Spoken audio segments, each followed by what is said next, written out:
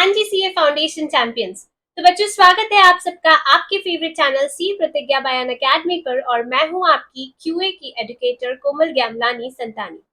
तो बच्चों, previous 2 attempts की अगर मैं बात करूं, मई 2025 अटेम्प्ट और सितंबर 25 अटेम्प्ट, इससे हमें क्या सीख मिलती है?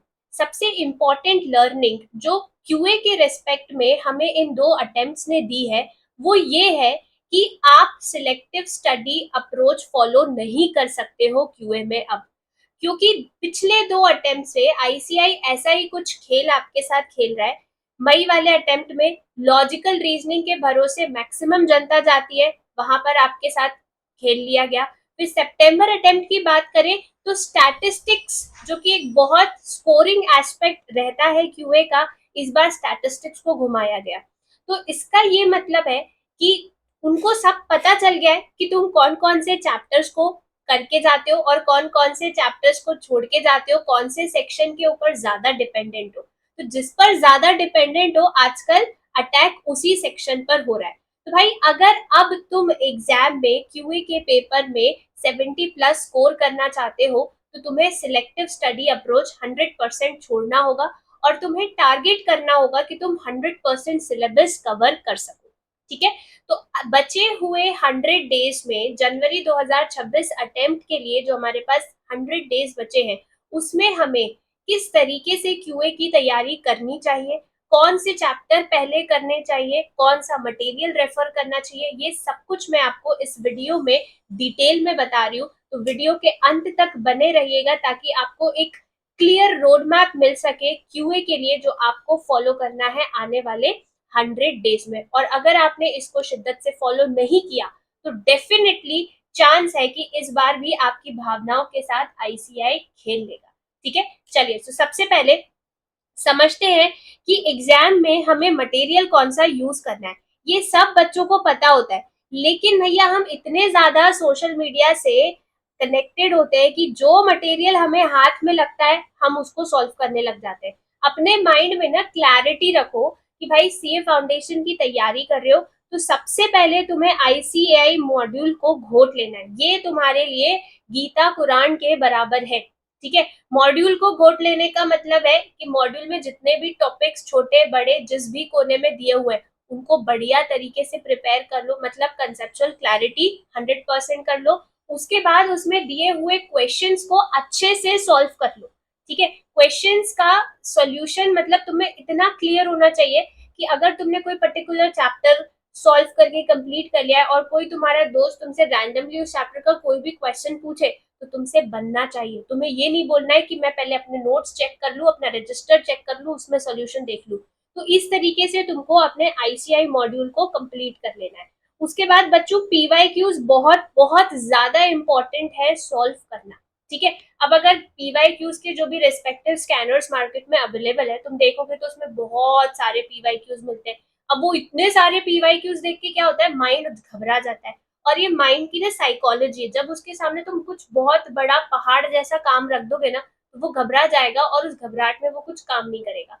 इसके लिए क्या करो, उसको 2 पार्ट्स में, 3 पार्ट्स में अपने कंफर्ट के हिसाब से डिवाइड करो। करना है पीवाईक्यूज, ये तो पक्की बात है, लेकिन पूरा एक बारी में नहीं करना है। कैसे करना है पूरा बताऊंगी, वीडियो के अंत तक बने रहना। उसके बाद एमटीपीस, या पीवाईक्यूज के बाद एमटीपीस को सॉल्व करना बहुत जरूरी है। एटलीस्ट कम से कम लेटेस्ट 10 अटेम्प्ट्स के पीवाईक्यूज सॉल्व कर सकते हो। 10 अटेम्प्ट्स बोल रही हूँ, ईयर नहीं बोल रही हूँ।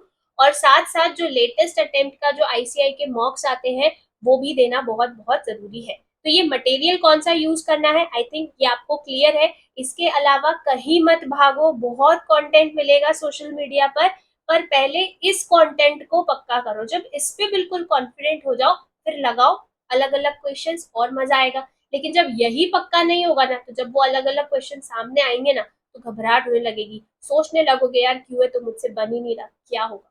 समझ में आया? तो एक अप्रोच, एक सिस्टमैटिक अप्रोच होना बहुत बहुत जरूरी है। उसके बाद बच्चों, बात करें सीक्वेंस ऑफ चैप्टर्स की जो आपको फॉलो करना चाहिए। आप डेफिनेटली जो आपके मॉड्यूल में सीक्वेंस देके रखा है, आप उसको फॉलो कर सकते हो। बट मुझे ऐसा लगता है, पर्सनली आई फील कि ये वाला सीक्वेंस मुझे बेहतर लगता है। नाउ दैट इज डेफिनेटली आपके ऊपर डिपेंड करता है।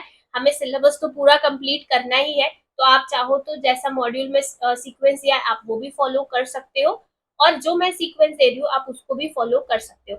तो सबसे पहले आपको कैलकुलेटर ट्रिक्स पक्की करनी है। इसके लिए आप हमारे चैनल पर अगर नए हैं तो सब्सक्राइब कर लीजिए।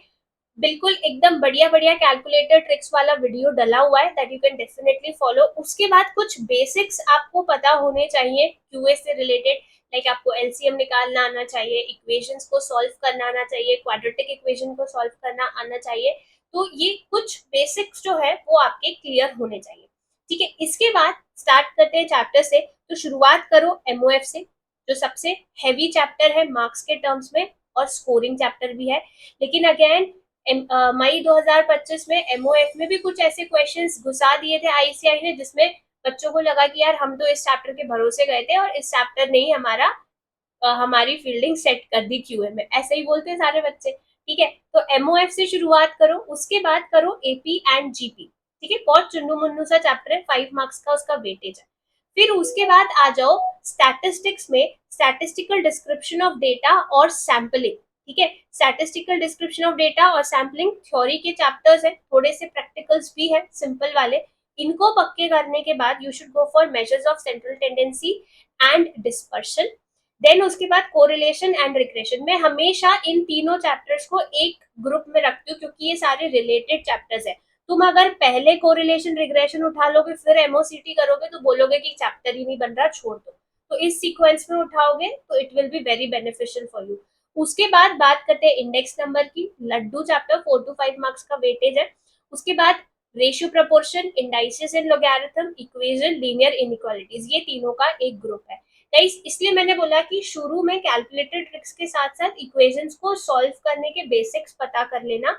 अगर वो नहीं आते हैं तो फिर आप इन तीन से शुरुआत कर सकते हैं। ठीक है, यस। अगर बिल्कुल नील बट्टे सन्नाटा है इक्वेशंस और एलसीएम इन सब बेसिक्स में, तो फिर you can start with this 3 chapters and then you can take MOF.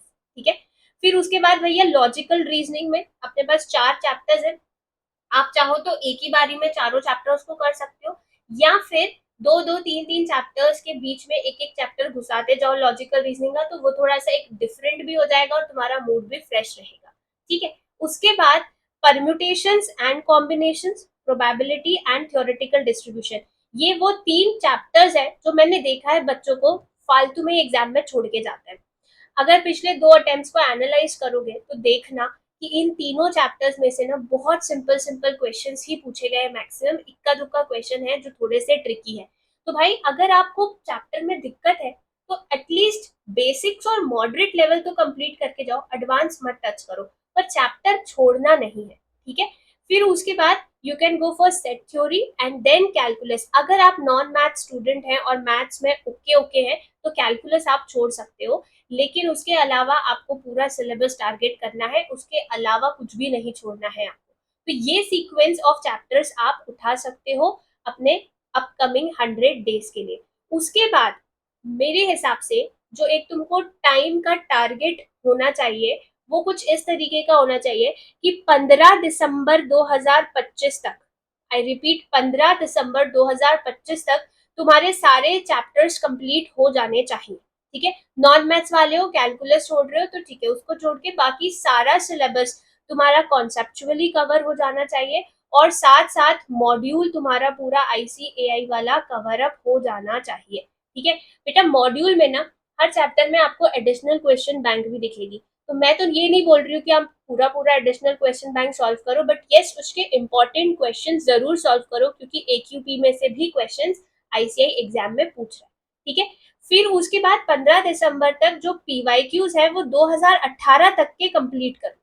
ठीक है, 2018 अटेम्प्ट तक के पीवाईक्यूज कंप्लीट कर लो 15 दिसंबर तक, और इस पूरे ड्यूरेशन में रेगुलर रिविजन्स करते चलना। इसके लिए समरी शीट बहुत जरूरी है बनाना बेटा। जैसे ही चैप्टर कंप्लीट हो आपको समरी शीट बनानी है और रेगुलर बेसिस पर आपको उससे रिवाइज करना है। अगर तुम्हारे पास समरी शीट नहीं है तो तुम मेरी समरी शीट यूज कर सकते हो। If you want the summary sheet video के कमेंट में कमेंट कर देना कि yes ma'am we want the summary sheet, I will provide you the link to download it. ठीक है, आप वैसी की वैसी उसका प्रिंट आउट ले सकते हो या उसको देखकर आप अपनी समरी शीट बना सकते हो। बट बेटा ये समरी शीट से रेगुलर बेसिस पर रिविजन करना बहुत बहुत जरूरी है, नहीं तो फिर मैक्सिमम स्टूडेंट्स ये बोलने लगते हैं कि यार मैम हमने चैप्टर पढ़ा तो बहुत अच्छा था, लेकिन अब जब हम वो चैप्टर उठाते हैं तो हमें याद ही नहीं आता, हमको लगता है हमने पढ़ा ही नहीं है, सब गजनी बन जाते हैं। तो भाई गजनी नहीं बनना है, इसके लिए रेगुलर बेसिस पर रिवीजन करना जरूरी है।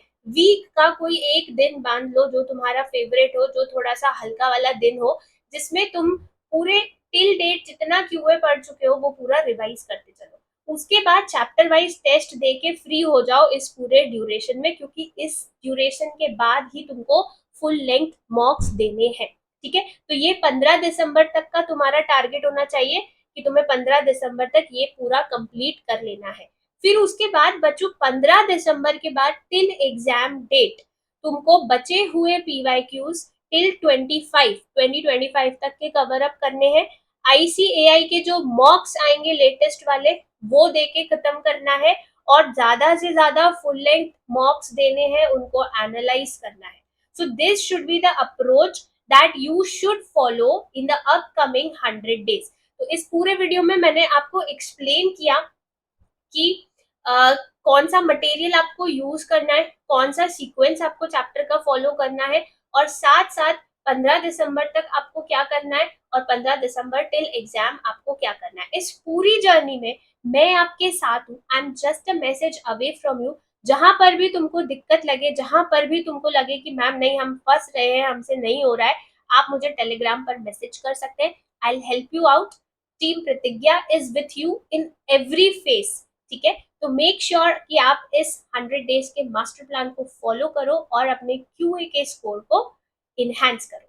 तो मिलते हैं एक और अमेजिंग वीडियो में। Till then guys take care of yourself, thank you so much. हम है राही प्यार के, फिर मिलेंगे चलते चलते। Tata, thank you so much.